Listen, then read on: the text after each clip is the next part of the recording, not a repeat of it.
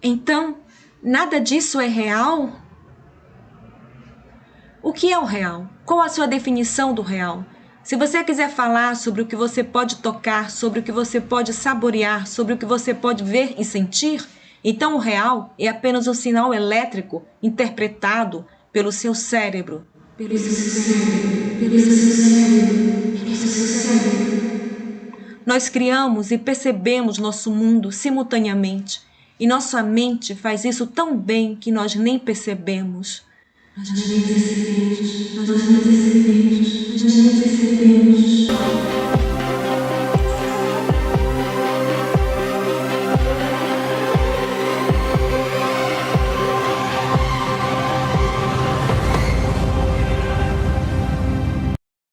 Olá, sejam todos muito bem-vindos. Para quem não me conhece, eu sou a Aurici e este é o canal No Contrafluxo. Hoje nós vamos expandir um pouco mais a nossa consciência. Niels Bohr, o pai da física quântica, disse uma vez: quem não se choca com a teoria quântica é porque não a entendeu. A realidade nos parece, à primeira vista, como se fosse algo exterior a nós, como existindo independentemente da nossa observação. A matéria, ela aparenta ser perfeitamente sólida. E a existência do mundo físico parece ser regida por leis e por forças que estão fora do nosso controle. Na realidade, nós fomos condicionados a perceber, a sentir e a tocar um ambiente externo, material, distinto de nós. Um mundo persistente e autônomo. Mas como nós podemos ter certeza disso tudo? Vocês já se perguntaram isso? Por exemplo, durante muito tempo, pensou-se que a Terra era plana. E até hoje ainda se pensa que a Terra era plana. Quase ninguém colocava em questão essas suposições. E, mais uma vez, existe uma suposição que poucas pessoas questionam atualmente, que é a suposição de que a realidade existe independentemente da observação. O materialismo era a posição de muitos cientistas na virada do século XX. Essa visão sustenta que tudo é composto de matéria e energia, e que fundamentalmente todos os fenômenos são o resultado de interação materiais. A consciência é vista, na melhor das hipóteses, como uma propriedade emergente da atividade neuronal e, portanto, confinada dentro do nosso cérebro. Há 100 anos, a maioria das pessoas aderiram a esse ponto de vista, a essa visão, rejeitando a visão oposta que era o idealismo.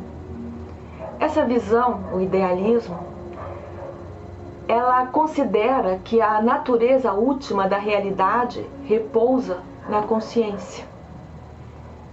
Para muitos na época, o entendimento da física inclinava-se em favor do materialismo. No entanto, essa visão materialista do mundo ela foi abalada, completamente abalada, pelo advento da mecânica quântica. Em outras palavras, a visão materialista do mundo foi abalada pelo advento do estudo da matéria em escala atômica e subatômica. Uma das experiências que está na origem da mecânica quântica, e que talvez muitos de vocês a conheçam, é a experiência da dupla fenda. Para entender o que esta experiência demonstrou, aqui está uma explicação simplificada.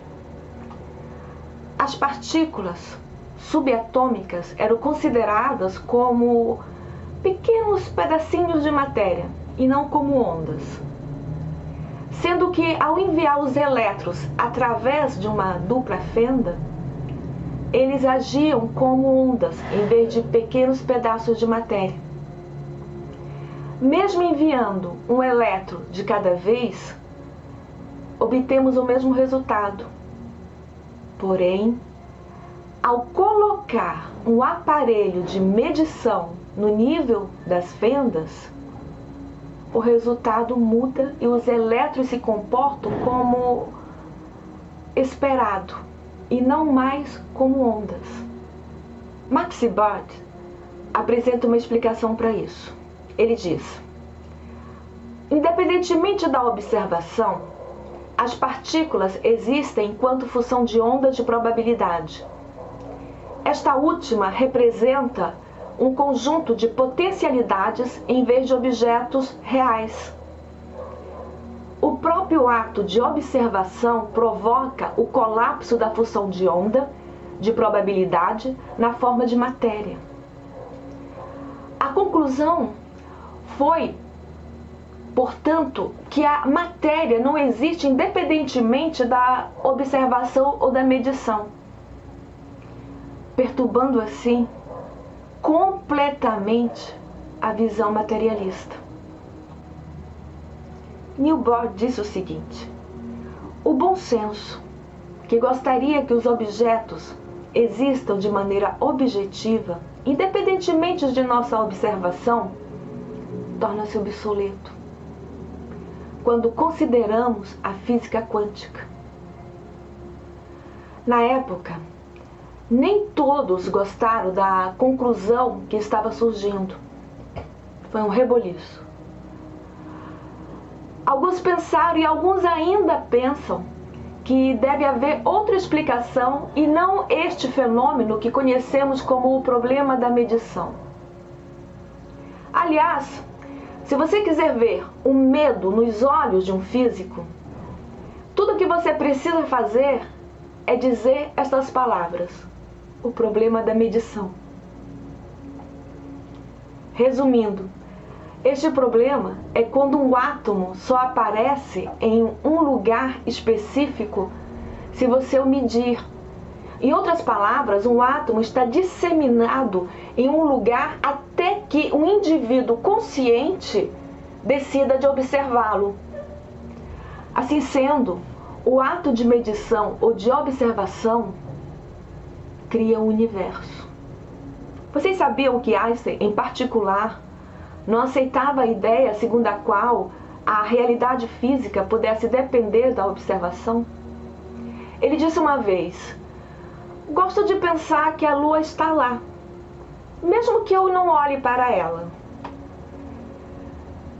Segundo ele, segundo Einstein, a mecânica quântica estava correta, mas incompleta. Então, em 1935, ele pensou ter encontrado o calcanhar de Aquiles da mecânica quântica. Se tratava de uma predição de equações da mecânica quântica: o entrelaçamento ou o emaranhamento quântico. Esse entrelaçamento ou emaranhamento quântico ocorre quando duas partículas estão conectadas de forma a instantaneamente compartilharem seus estados físicos, não importando quão grande seja a distância que as separa. Em outras palavras, dizemos de duas partículas que elas estão emaranhadas quando o estado de uma influencia o estado de outra, instantaneamente, qualquer que seja a distância entre elas.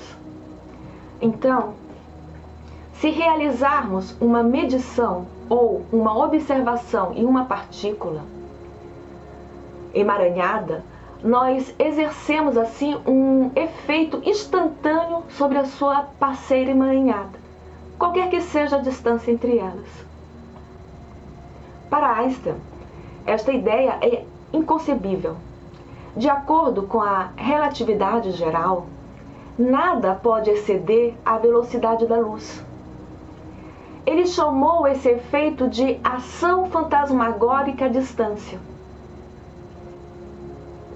Ele pensou então ter achado a maneira de provar a incompletude da mecânica quântica.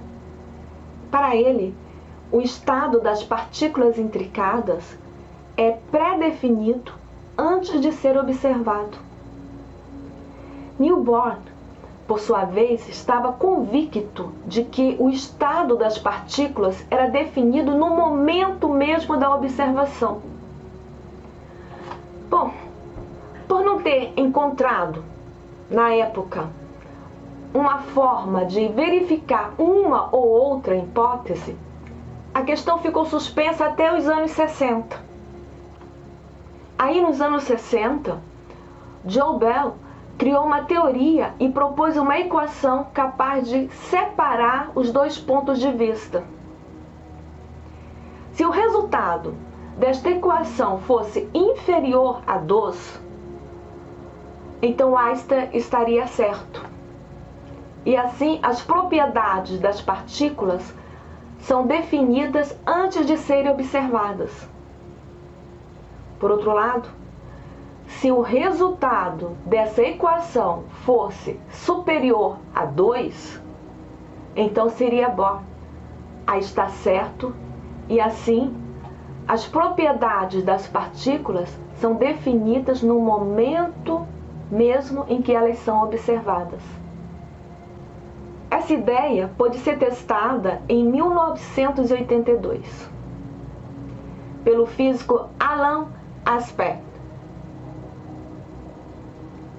Ele desenvolveu uma máquina capaz de reproduzir essa experiência. Os resultados mostraram que a ação fantasmagórica à distância era bem real. Isso confirmou o que Niels previu. Ou seja, que antes da observação, as partículas não têm nenhuma propriedade ou localização definida. O ato de um observador consciente cria, portanto, a existência de objetos físicos e de propriedades associadas. A chave para entender o que acontece é que a matéria não existe antes da observação. Ela existe sim, mas como uma onda de probabilidade não localizada antes da observação. A probabilidade quântica não é o lugar provável onde o átomo está. É a probabilidade de encontrar o átomo em um determinado local. Em outras palavras, o átomo não estava em algum lugar antes de ser observado lá. Experimentos recentes conduzidos por uma equipe de cientistas da Universidade de Viena, na Áustria, forneceram as evidências mais convincentes até o dia de hoje, de que não existe realidade objetiva além daquilo que observamos. É realmente a observação que cria a realidade. Eles descobriram que se a equação de Agathe foi violada, assim como a equação de Bell. Gente, quando eu falo o inglês, eu falo com sotaque francês, tá? Então vocês não estranhem. A minha pronúncia do inglês é completamente carregada de um sotaque francês. E o sotaque francês para o inglês é terrível.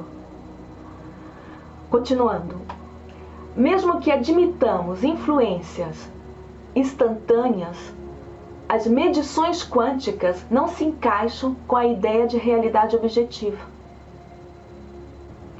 Em vez de observá-la passivamente, esta realidade objetiva, somos nós que na realidade criamos a realidade. Em outras palavras, uma realidade independente da observação não existe. Até hoje, a física quântica é uma das teorias mais sólidas que existe, mais robusta. Ela explica muitos fenômenos que a física clássica não explica. E vários experimentos confirmam tudo o que era esperado dela. Por exemplo, se nós hoje podemos operar um computador, é graças à física quântica. Isso para dizer o mínimo.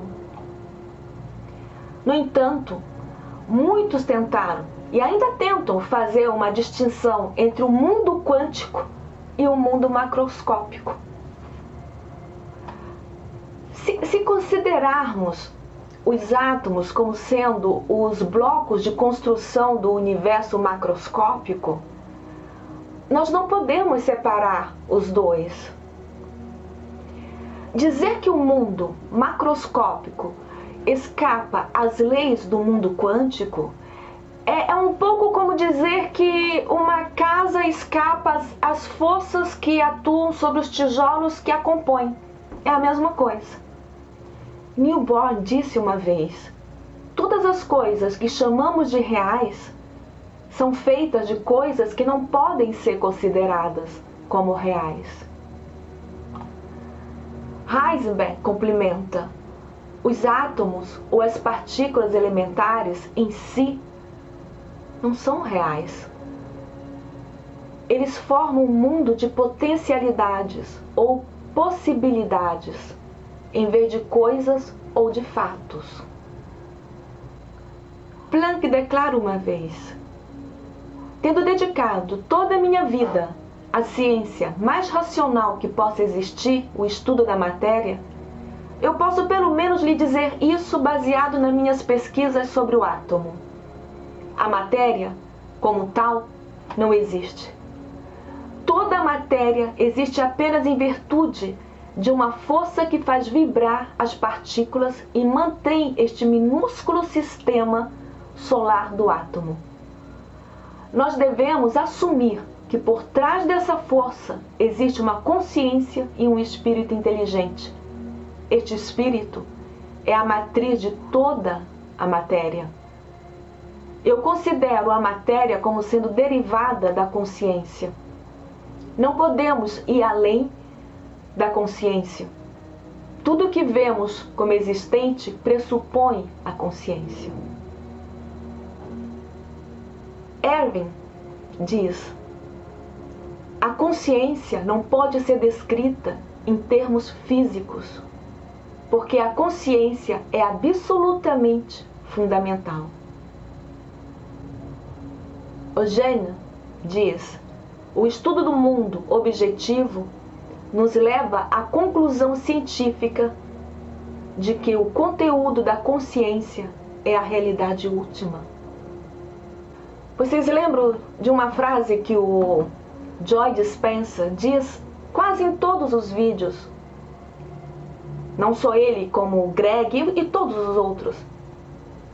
Lá onde você coloca a sua atenção, você coloca a sua energia. Ou seja, quando você coloca a sua atenção em algo, que seja algo bom ou ruim, você cria, você faz aquilo que às vezes ainda é apenas algo dentro da tua mente, você faz aquilo se materializar. Você faz aquilo se tornar real dentro do teu mundo dos 5 sentidos. Portanto, vamos colocar a nossa atenção, vamos colocar a nossa energia naquilo que é bom para nós. Tá bom? Então vamos nos fortalecer, vamos ficar super conscientes. Muito obrigada por hoje. Até o próximo vídeo.